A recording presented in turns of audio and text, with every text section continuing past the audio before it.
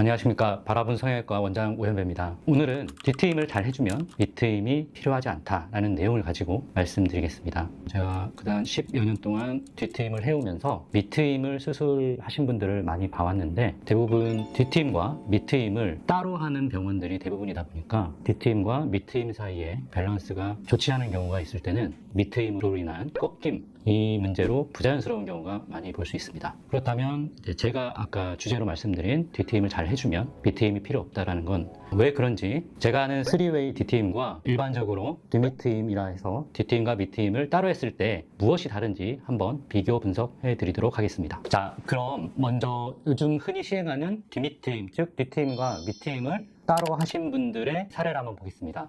지금 화면에 보고 계신 분처럼 이른바 뒤밑트임을 하셨는데 뒤트임의 양이 거의 적고 밑트임이 과하게 꺾여서 보시는 것처럼 눈이 굉장히 심하게 떠 보이고, 즉 삼배관이 생기고 긴 느낌이 들지 않는 사례입니다. 그 다음에 기능적으로는 눈웃음이 안 되다 보니까 불편하죠. 힘이 들어가고 눈이 안 감기고 그런 증상이 있습니다.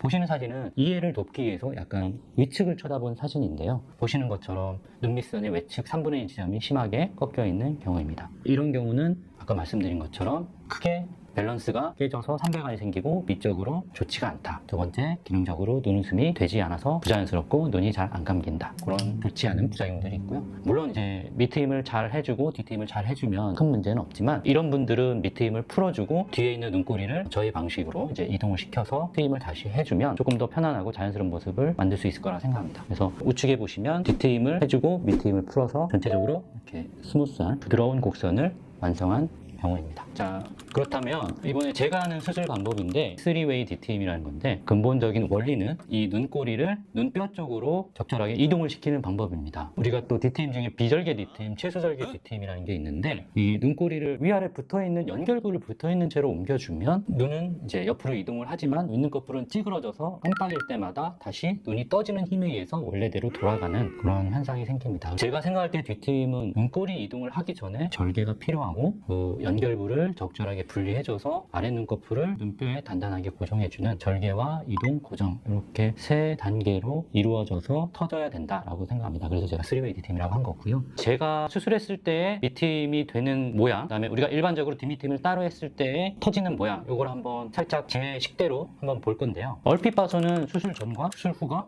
뭐가 다른 거야? 할 수도 있습니다. 하지만 이제 이분의 가장 큰 문제가 뭐냐? 돌출눈이면서 눈밑선이 과하게 휘어져 있습니다. 이런 분들 외측 3분의 1 지점을 밑트임을 해버리면 밸런스는 금방 깨집니다. 결국에는 눈꼬리를 이동해서 가는데, 이거를 너무 내리지 말고 최대한 옆으로 붙여서 가시면 자연스러운 밑트임을 형성하고 삼배관을 막을 수 있습니다. 대부분 이렇게 눈이 좀 나와 있고 검은 자리가 떠 보이는 분들은 대부분 성형외과 원장님들이 밑트임 하라는 얘기를 잘 안 합니다. 왜? 삼배관이 생기면 밸런스가 깨지니까. 근데 눈꼬리를 적절하게 이동을 시켜주면 삼배관은 생기지 않으면서 자연스럽게 길어지고 굉장히 크진 않지만 적절한 밑트임을 같이 할 수 있는 거죠. 그래서 만약에 이분을 밑트임만 했다고 하면 이렇게 될 거예요. 만약에 뒤트임이 잘 됐다 하더라도 뒤가 적절하게 이동되지 않으면 이 연결부만 늘어나면서 이런 모양이 될 겁니다. 이런 모양보다는 가로 길이가 메인이 되면서 나머지가 자연스럽게 커지는 이런 모양이 더 맞다고 생각을 합니다. 그래서 이 밑트임은 외측 눈꼬리 지점에서 제일 많이 밑으로 내려가야 되고, 안쪽으로 갈수록 점점점